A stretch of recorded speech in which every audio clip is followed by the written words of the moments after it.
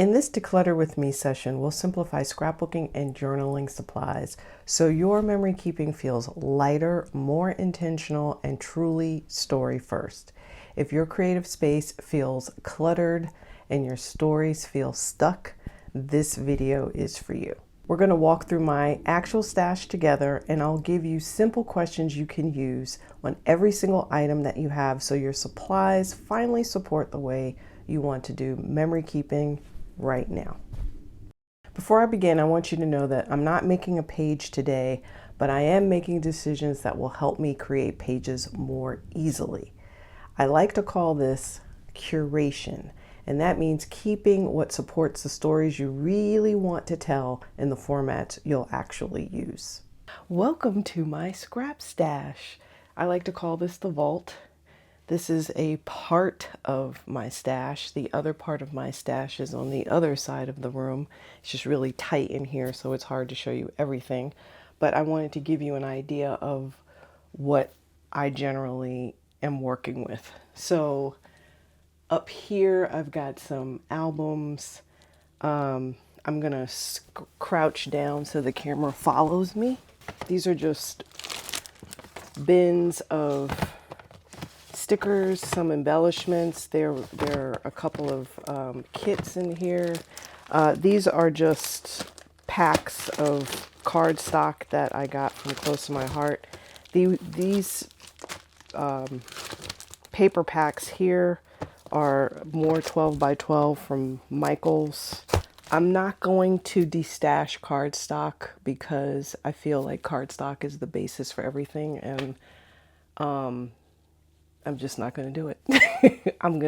That's the untouchable, so I'm going to leave it alone. As I go through my stuff, I want you to think about these two questions as it relates to your own stash.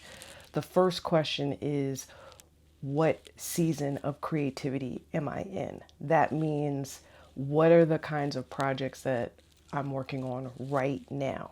So for example, you could be doing like a family heritage album where you're going through old photos, and that's going to be your project for the year. Or you could be just freestyling it and just focusing on like everyday moments, not anything, chronological.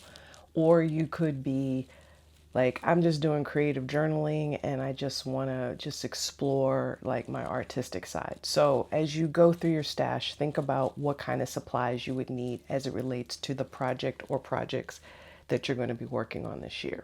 The second thing you want to think about is the format that you're going to be using. So are you going to be doing a 12 by 12 album? Are you going to be doing a moleskin journal or an Olive and Archer journal? Are you going to be using a pocket scrapbooking or a traditional 12 by 12 or 8.5 by 11 album?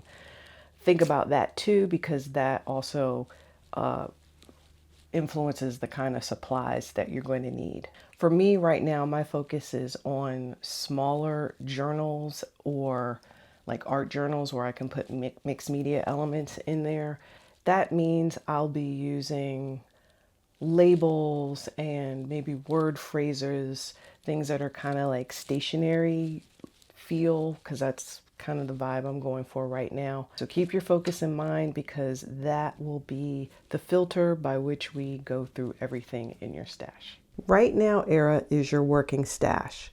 This is what you want close to your craft space in easy to reach containers. Maybe is for what you might use in the future. You can put these items in a clearly labeled box for specific projects you might revisit, or you just pull out a few favorites that still spark ideas, and then you let the rest of those items go. And then finally, we have So Long, Farewell, where we practice release. And that means you're going to donate these items to schools, community centers, a friend, or you can even create a little free table at your next crop or meetup. Now, as you look at each item, you're not deciding its worth as a product. You're asking yourself, which version of my scrapbooking or creative journaling practice right now does this item really belong to? And let me show you what that looks like with my own stash. So the first thing we're going to tackle is pattern paper. These are pattern papers that don't belong to a specific kit. These are just papers that I've, like, one-offs. So these are things that I've just purchased. I've gone to the craft store and said, oh, that looks cute, and then buy it and not necessarily have a project in mind, just thought that they were neat and maybe one day I would use them in a project. So we need to go through this stack and do some elimination in our piles. So popsicles, I just want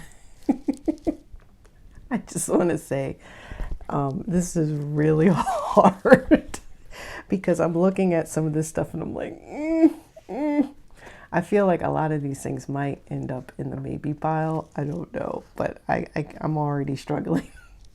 But we'll get through it. So let's go back to the paper. I'm sorry I'm laughing because this is hard. This is really hard.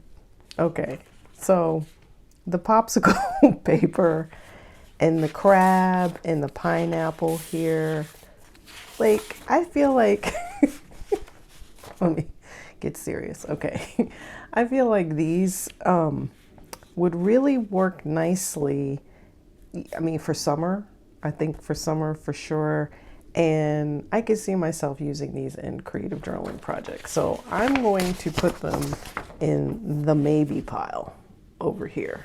This is maybe. Right now era. Maybe. So long, farewell. So right now, here's the right now era. This pile stays.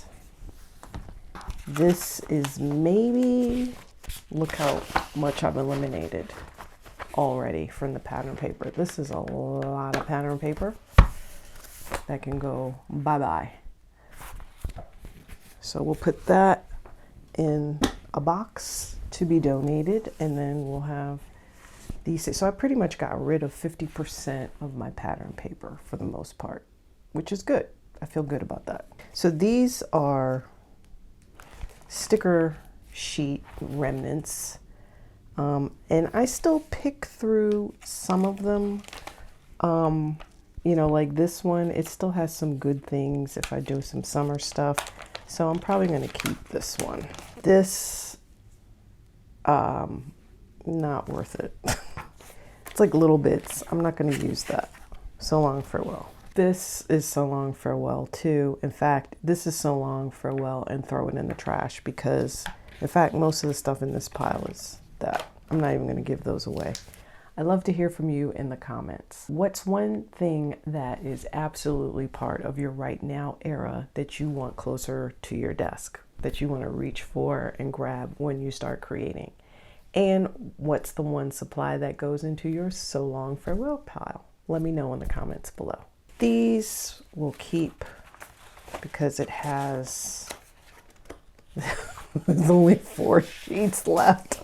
Wow, I really got rid of that. So now there are more stickers that I have. As I said, I'm not going to be doing everything at one time. I have stickers in other locations, but I'm just whittling down a little at a time, not doing everything at once. Once you've curated like this, the question becomes, how do you add things without undoing all of this clarity? And should you even add anything at all after you've cleared some things out? So for me, anything new has to solve a story problem that I'm actually having, not just be cute or on sale, because I'm one of those people that was like, oh, that's so cute, and I buy it and I have no idea what I'm going to use it for. I just want it in my stash for whatever, for nothing. It's just there. I just want it. I just want to know that it's there, not that I'm actually going to use it. So I need to get over that. And that kind of clarity and curation also helps me keep my craft budget in check. So I'm not overspending on things that I definitely don't need. So if it doesn't make storytelling easier or more expressive, then it does not belong in my working stash. And this is the payoff of a story first supply stash. Fewer decisions standing between you and the page, because that's where people freeze and get stuck. They have so much stuff and they look at their photos and they look at their stuff and there's like so many things and they just freeze and they don't know what to do because it's like too many things that you have to decide. So once you clear out your stash, you curate, let's not say clear out, let's say curate. Once you curate your stash, you can sit down without negotiating with your supplies. You're not fighting your past self's buying habits. And the stash that you've curated mirrors your current voice. When the supplies are aligned, the story now has room to emerge.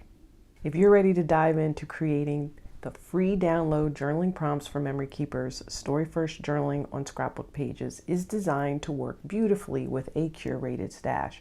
It gives you soft prompts you can use in whatever format you love, whether it's albums or notebooks or traveler's notebooks or art journals, anything. And it complements a stash that isn't working against you. You can grab it in the link below this video. And if you want more support in creating simple story first pages with what you already have, make sure you're subscribed to the channel. I have more videos coming that build on what I showed you today. Thanks for spending time with me, and I'll see you in the next one.